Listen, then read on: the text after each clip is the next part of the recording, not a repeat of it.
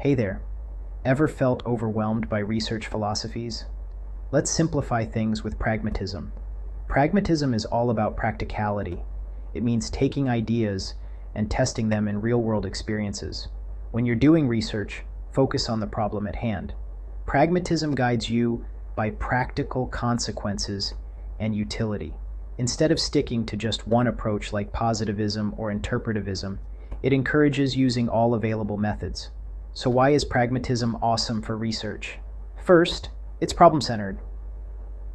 You start with a real-world issue and let practical outcomes guide you. Next, it's pluralistic.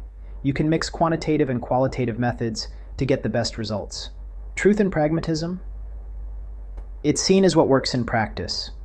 It's more about the utility of knowledge rather than absolute certainty. Flexibility is another key trait. You can adapt your methods as new insights emerge. This is super valuable in complex or changing environments. Finally, pragmatism focuses on action and outcomes. It's not just about understanding phenomena, but also producing actionable insights. Famous pragmatist thinkers like Charles Sanders Peirce, William James, and John Dewey emphasized inquiry, practical effects, and experiential learning. So, when should you use pragmatism in research? When your research question is complex and multifaceted, when you need both qualitative and quantitative data, and when you prioritize actionable knowledge over abstract theory. Embrace pragmatism.